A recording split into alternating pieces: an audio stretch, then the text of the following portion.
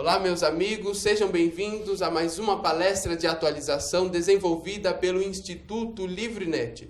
Hoje nós temos a honra de receber em nossos estúdios o professor Renato Montans, que é especialista e mestre pela PUC São Paulo e também professor exclusivo da rede LFG. A temática do qual o professor vai tratar é aspectos atuais da repercussão geral. Professor Renato, seja muito bem-vindo. Muito bom dia, boa tarde, boa noite a todos que estão nos assistindo. O tema que nós vamos enfrentar hoje, ele é um tema aparentemente novo dentro da sistemática processual brasileira, mas é um tema que ao mesmo tempo transporta para a gente uma situação de um passado não muito distante.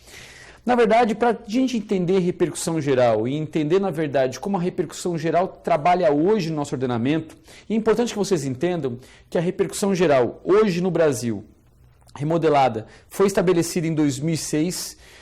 A repercussão geral ela é um instituto novo, porque o sistema recursal brasileiro ele demanda tempo para poder absorver as mudanças processuais. E a gente tem que lembrar, e é um ponto importante, talvez seja uma das grandes dificuldades de se entender e se compreender a existência de um novo CPC, se é que nós precisamos de um novo CPC, e isso não nos comporta passar e explicar isso agora, é visualizar o porquê que efetivamente uma lei pode não dar certo. Uma lei processual ela é muito mais difícil de ser trabalhada, de ser entendida na prática, porque ela depende da sua aplicação prática. Ou seja, o direito civil trabalha com aquilo que o Agnes Heller chama de autodomesticação cerebral. O sistema visualiza como as pessoas conduzem e, com base naquilo, criam regras de direito civil. O processo não. O processo se cria um instrumento para verificar se aquilo pode tutelar de maneira mais eficaz o direito do cidadão. E por conta disso, nem sempre se logra êxito com uma situação dessa. Então, quando a repercussão geral, na verdade, foi desenvolvida no ordenamento brasileiro, surgiu a dúvida se a repercussão geral poderia, e aí usando uma expressão muito comum dentro da comunidade jurídica, se a lei pegou. Se efetivamente a repercussão geral ela trouxe os resultados desejados naquilo que ela se propôs a estabelecer. E para que a gente possa entender isso, é importante que nós visualizemos o porquê da repercussão geral ter sido introduzida no ordenamento brasileiro. E para eu responder essa pergunta para vocês, eu, na verdade, vou ter que fazer uma constatação. O Supremo Tribunal Federal julga demais. E quando eu digo que o Supremo Tribunal Federal julga demasiadamente, isso pode gerar pelo menos dois grandes problemas na sua esfera de trabalho. Um que eu reputo grave e o outro que eu reputo gravíssimo. O que eu reputo grave? Todo aquele que trabalha mais do que sua capacidade comporta, a tendência é perder seu nível de excelência. Ou seja, isso não é um predicativo só do Supremo Tribunal Federal. Qualquer um que trabalha mais do que sua capacidade comporta, a tendência é trabalhar pior. E o Supremo Tribunal Federal, infelizmente, vem perdendo um pouco da sua qualidade técnica pelo fato de estar trabalhando demais. Ou seja, pelo fato de estar julgando demais. Isso é uma situação grave, mas há uma situação gravíssima que eu reputo e, na verdade, acho que nenhum sistema common law consegue resolver essa situação. Quanto mais o Supremo Tribunal Federal julga, mais o Supremo Tribunal Federal vai julgar. A frase parece antagônica, mas é importante que nós entendamos no contexto. Quanto mais o Supremo Tribunal Federal decide, mais ele vai ter que decidir. Por quê? Porque o Supremo Tribunal Federal hoje trabalha numa escala quase que industrial. E se o Supremo Tribunal Federal trabalha hoje de uma maneira em que os órgãos inferiores, leia-se, tribunais e juízes de primeiro grau, não conseguem acompanhar a atividade intelectiva do Supremo Tribunal Federal, a tendência é que nós não consigamos acompanhar aquilo que o Supremo decide. Apesar de nós não seguirmos, repito, o sistema do common law, é recomendável que nós sigamos os entendimentos dos tribunais superiores. Só que se hoje, dentro da cúpula do judiciário, nós não conseguimos nos órgãos inferiores, na verticalização, verificar como os tribunais superiores vêm decidindo, os juízes inferiores vêm julgando de acordo com suas convicções. Julgando de acordo com suas convicções, nós vamos ter mais decisões distoantes. Havendo mais decisões distoantes, nós vamos necessitar de mais recursos para que se possa proceder à uniformização da aplicação da lei no caso concreto. Ou seja, quanto mais o Supremo decidir, menos ele se torna referência aos órgãos inferiores, mais os órgãos inferiores começam a decidir de acordo com suas convicções e, portanto, mais recursos subirão para o Supremo. Então, esse ciclo vicioso que nós trabalhamos, é quase uma tautologia que nós enfrentamos dentro dessa discussão do Supremo Tribunal Federal, era necessário ter um basta. E esse basta veio por meio da repercussão geral. Só uma questão importante, a repercussão geral, na verdade, não é bem uma criação. A repercussão geral, até faço uma brincadeira, que na verdade não tem graça nenhuma, ela é uma repristinação daquilo que nós já tínhamos. Porque na Constituição Federal de 69, nós tínhamos a arguição de relevância.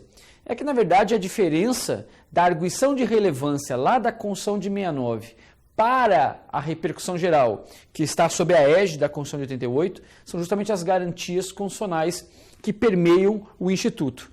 Porque na arguição de relevância não havia necessidade de decisão pública, ou seja, não havia necessidade de publicizar a decisão e a decisão não precisava ser fundamentada. Hoje, o nosso ordenamento jurídico, simplesmente, à luz do artigo 93, inciso 9 da Constituição, não autoriza uma situação dessa.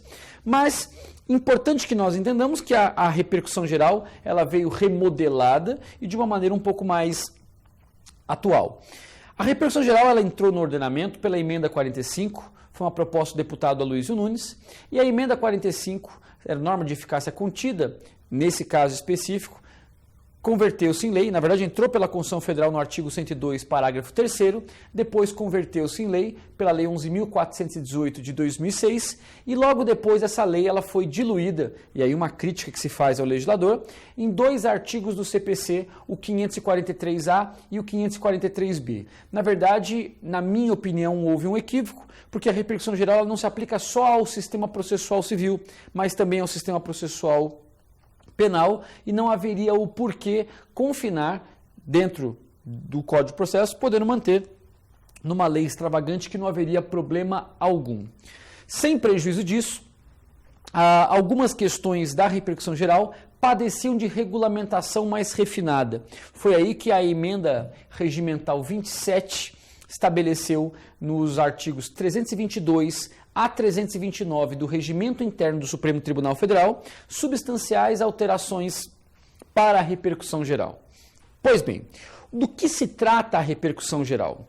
Se hoje nós entendemos, e essa é uma questão que não nos vale a pena reprisar, se hoje nós entendemos que o Supremo Tribunal Federal, especificamente ele, tem por objetivo não reformar uma decisão, não tutelar a justiça subjetiva de um caso, mas sim uniformizar a aplicação da lei no caso concreto, se o objetivo do Supremo Tribunal Federal não é exercer a função de uma terceira instância, mas e principalmente trabalhar no contexto de se entender que a lei tem que ser aplicada uniformemente a todas as pessoas que sofrem a sua ingerência, então o Supremo Tribunal Federal não pode ser um tribunal subjetivo, ele tem que ser um tribunal objetivo. Mais do que tutelar uma garantia de alguém para o exercício do sistema recursal, artigo 555 da Constituição Federal, o Supremo Tribunal Federal tem por um objetivo princípio fazer com que exista uma isonomia na aplicação da lei. Então, as causas que o Supremo Federal decidem não podem tutelar única e exclusivamente autor e réu de um processo.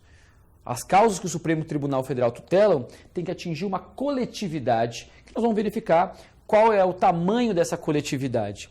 Foi aí que se criou a repercussão geral. A repercussão geral, na verdade, exige hoje que o recurso extraordinário, que será condutor da matéria constitucional para o Supremo, não tenha só relevância, o que já é o fato gerador para você entrar com recurso extraordinário. Mas também, usando uma expressão dos professores Luiz Guilherme Marinoni e Daniel Mitidiero, transcendência, ou seja, que aquela situação ela tenha que transcender os limites daquela lide. Ou seja, aquele caso tem que atingir uma coletividade de pessoas.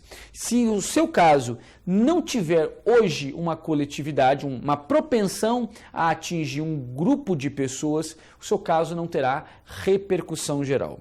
Eu até comento em aulas que um dos principais casos de recurso extraordinário que os processualistas civis adotavam, ele praticamente foi expurgado do planeta. Então, imagine que você entre no judiciário pedindo um direito qualquer e a única prova que vai demonstrar a juridicidade do seu direito é uma perícia. O juiz indefere a perícia, profere sentença, julgando antecipadamente a lide, entendendo que não havia provas a ser produzidas. Você apela para o tribunal sob o argumento de cerceamento de direito de defesa. O Tribunal de Justiça, ou TRF, independente de quem seja, mantém as sentenças pelos seus regulares fundamentos. Deste caso, deste acórdão, cabia, anteriormente, recurso extraordinário por violação ao artigo 555 da Constituição Federal, que preconiza que aos litigantes em processo judicial e procedimento administrativo está assegurada pela defesa do contraditório e os recursos a ele inerentes. Isso não existe mais. Data máxima vênia, a não ser que você tenha uma tese muito boa para poder demonstrar que isso atinge uma coletividade, esse caso só prejudicou quem está dentro do processo. Então esse caso não tem hoje uma propensão a atingir uma coletividade de pessoas. Mas aí vem a grande questão, que é o que a gente chama de dimensão subjetiva da repercussão geral, que é uma expressão adotada pelo professor Bruno Dantas, que, na minha opinião, tem o melhor livro sobre repercussão geral no Brasil. A dimensão subjetiva, até onde vai a repercussão geral? Ela tem que atingir que coletividade, que grupo de pessoas, quantas pessoas terão que ser atingidas pela repercussão. E até a grande questão que nós temos que entender em relação a isso. Será que uma decisão que atinja um grupo de 10, 15, 20, 50, 100 mil pessoas possa ter repercussão geral dentro de um universo de 190 milhões de habitantes? E a resposta é positiva. E uma expressão que se usa normalmente é entender que, normalmente, quem precisa de tutelar direitos e garantias fundamentais que são tolhidos são as minorias. Então, em exemplos correntes de livro sobre casos de repercussão geral, portadores de HIV, professores universitários, trabalhadores de uma determinada fábrica, porque dentro daquele micro-universo existe uma repercussão geral a todos. Eu até uso um exemplo em aula, por exemplo, claro que o exemplo é fictício, imaginem só que se cria uma lei prejudicando direitos e garantias fundamentais de uma classe específica de trabalhadores. Imaginem, por exemplo, os restauradores de arte sacra do período pós-barroco. Vamos imaginar que no Brasil tenham 3 pessoas nesse sentido. Se um recurso extraordinário chega ao Supremo e há de se fazer o exame de prelibação para verificar se há ou não repercussão geral, a despeito de só atingir 3 pessoas, esse caso tem repercussão geral. Porque a dimensão subjetiva atinge a todas as pessoas interessadas no assunto. Evidente que há casos muito mais fáceis, como, por exemplo, tributário, as questões tributárias, ou, por exemplo, como a legalização de um aborto, ou discussão, como nós tivemos há pouco tempo atrás, de células-tronco, sem entrar na discussão do que seria certo ou errado, são típicas situações em que existe, obviamente, uma repercussão geral. Todo mundo recolhe tributo. Então, por conta disso, é evidente que esse caso ele vai atingir a uma coletividade.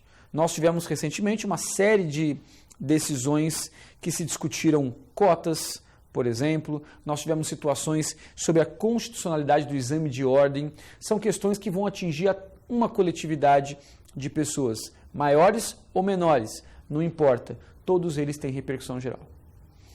Depois, no próximo bloco, eu vou continuar falando com vocês sobre alguns lineamentos da repercussão e questões importantes sobre o tema. Obrigado.